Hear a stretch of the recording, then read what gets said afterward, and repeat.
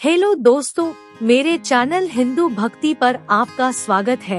आज की कहानी में हम बात करेंगे कि कलयुग के बाद कौन सा समय आएगा। अगर आपको ये कहानी अच्छी लगे तो कृपया मेरे चैनल को सब्सक्राइब जरूर कीजिए।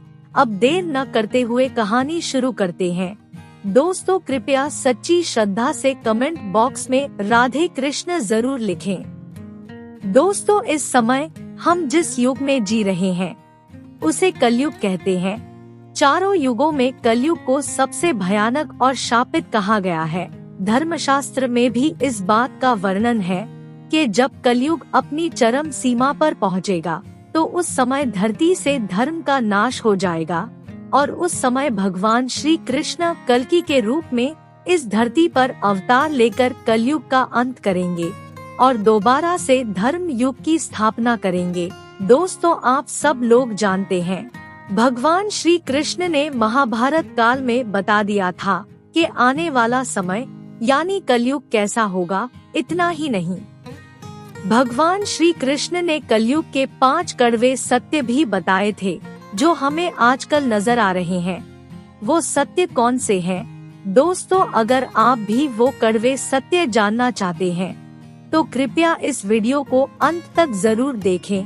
दोस्तों, महाभारत काल में जब पांडव युद्ध क्रीड़ा में अपना सब कुछ गवा देते हैं तब उन्हें वनवास जाना पड़ता है।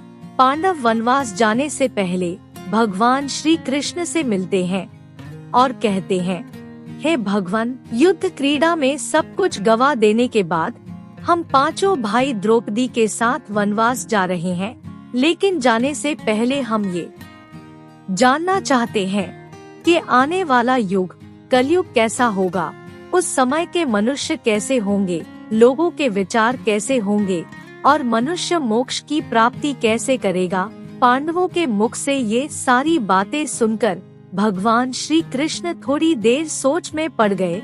उसके बाद उन्होंने पांडवों से कहा, पहले आप सभी भाई वन में जाएं और जो कुछ भी आपको वहां नजर आए वो आकर मुझे बताएं। उसके बाद मैं आपके सभी सवालों का जवाब दूंगा। भगवान श्री कृष्ण के कहने के अनुसार 5 भाई वन में चले गए। वन में जो कुछ भी उनको नजर आया उसे देखकर वो हैरान रह गए। उन्हें अपनी आंखों पर विश्वास नहीं हो रहा था। कुछ समय वन में बिताने के बाद पांडव वापस भगवान श्री कृष्ण के पास लौट आए, लेकिन इस बार 5 भाई उलझन में थे। जब भगवान श्री कृष्ण ने उनकी ऐसी हालत देखी तो उनसे रहा नहीं गया। भगवान श्री कृष्ण ने कहा, तुम सब लोग किस विचार में मगन हो वो मुझे बताओ। अगर संभव होगा तो मैं उसका समाधान जरूर करूँगा। भगवान श्री कृष्ण के मुख से ये बात सुनकर पांडु पुत्र युधिष्ठिर ने कहा, हे माधव, हमारी शंका उन दृश्यों को देखकर है जो हमें वन में नजर आए। उन दृश्यों की कल्पना हमने सपने में भी नहीं की थी। तभी भगवान श्री कृष्ण ने कहा, आप सभी एक एक करके विस्तार से मुझे बताएं कि आपने वन में क्या देखा। सबसे पहले युधिष्ठिर ने कहा, हे द्वारका नरेश, हम सभी 5 भाई वन में अलग अलग दिशाओं में भ्रमण के लिए चले गए थे। जब मैं अकेला भ्रमण कर रहा था तो मैंने 2 सूंड वाले हाथी को देखा। अब कृपया आप मेरी इस शंका को दूर कीजिए, भला एक हाथी के 2 सूंड कैसे हो सकते हैं। अब इसके बाद अर्जुन ने कहा, मैंने एक ऐसे पक्षी को देखा जिसके पंखों पर वेद की रचना लिखी हुई थी और वो मुर्दे का मांस खा रहा था। अर्जुन के बाद भीम बताते हैं, उन्होंने एक ऐसी गाय को देखा जो अपने बछड़े को चाट रही थी और उसने बछड़े को इतना चाटा कि उसके शरीर से खून बहने लगा। ये देखकर मैं हैरान रह गया कि कोई माता अपने बच्चों के साथ ऐसा कैसे कर सकती है। अब भगवान श्री कृष्ण सहदेव से पूछते हैं, सहदेव, तुमने वन में क्या देखा? सहदेव ने कहा, मैंने एक जगह बहुत से कुएं को देखा। हैरानी की बात ये है कि आसपास के सभी कुओं में पानी था, लेकिन बीच का कुआं खाली था। बीच का कुआं गहरा भी था, लेकिन फिर भी उसमें पानी नहीं था। ऐसा कैसे संभव है? अब नकुल ने बताया कि जब वो वन में भ्रमण कर रहे थे तब उन्होंने एक बड़ी चट्टान को पर्वत पर से लुढ़कते हुए देखा। वो चट्टान लुढ़कते हुए कितने ही वृक्षों से टकराती है, लेकिन फिर भी वो रुक नहीं सकी और आखिर में एक छोटे से वृक्ष से टकराकर वो रुक जाती है। अब युधिष्ठिर भगवान श्री कृष्ण से कहते हैं, हे माधव, हम भाइयों ने जो कुछ भी वन में देखा वो सब कुछ हमने आपको विस्तार से बता दिया। अब आप कृपया हमारी शंका का निवारण करें। तब भगवान श्री कृष्ण ने युधिष्ठिर से कहा, धर्मराज, जैसे आपने बताया कि आप 2 सूंड वाले हाथी को देखकर हैरान रह गए, लेकिन इसमें हैरानी की कोई बात नहीं है, क्योंकि कलयुग में ऐसे व्यक्ति ही राज करेंगे जो बोलेंगे कुछ और करेंगे कुछ और। ये लोग शोषण करने का एक भी मौका हाथ से जाने नहीं देंगे। ये सिर्फ अपने ही मतलब की बात सोचेंगे। अब भगवान श्री कृष्ण ने अर्जुन से कहा, पांडु पुत्र, तुमने वन में एक ऐसे पक्षी को देखा जिसके पंखों पर वेद की रचना लिखी हुई थी और वो मुर्दे का मांस खा रहा था। लेकिन इसका मतलब यही है कि कलयुग में ऐसे ही लोग होंगे जो कहने को तो विद्वान ज्ञानी पुरुष कहलाएंगे, लेकिन उनका आचरण राक्षसी होगा। इनके मन में हमेशा यही होगा कि जल्दी से किसी की मृत्यु हो और उनकी संपत्ति के मालिक ये खुद बन जाए। कलयुग में मनुष्य के लिए सबसे ऊपर धन और संपत्ति होगी और कलयुग में कुछ गिने चुने ही वास्तविक संत होंगे। इसके अलावा कलयुग में लोग अपनों को ही ठग कर आगे बढ़ने की कोशिश करेंगे। अर्जुन के बाद श्री कृष्ण ने भीम से कहा, जैसा आपने देखा कि एक गाय अपने बछड़े को इतना चाटती है कि उसके शरीर से खून बहने लगा था, ठीक इसी तरह कलयुग का मनुष्य अपने बच्चों पर इतना प्यार लुटाएगा कि उसका विकास रुक जाएगा।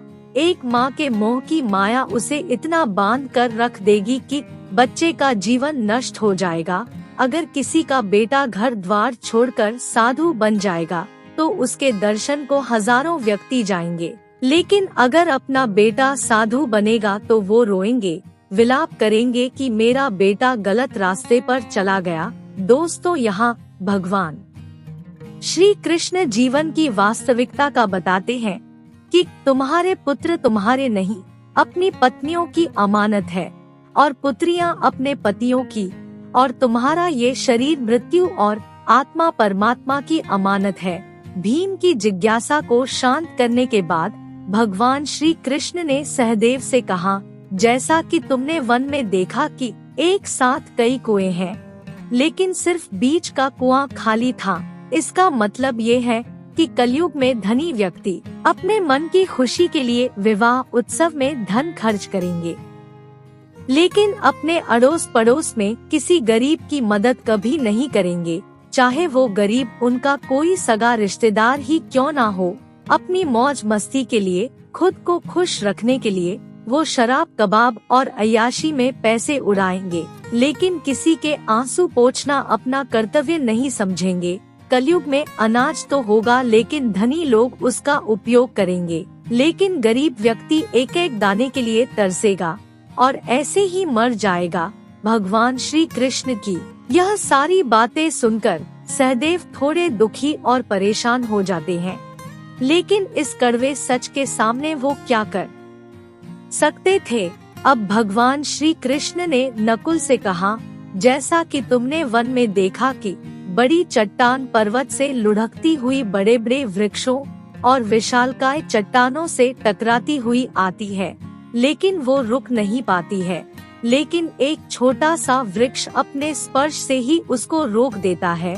इसका मतलब ये है कि मनुष्य बुद्धिहीन होता जाएगा और उसके जीवन का पतन होगा, लेकिन उसके पतन को धन रूपी वृक्ष रोक नहीं पाएगा, पर हरि नाम का एक छोटा सा पौधा उसके पतन को रोकने के लिए सक्षम होगा।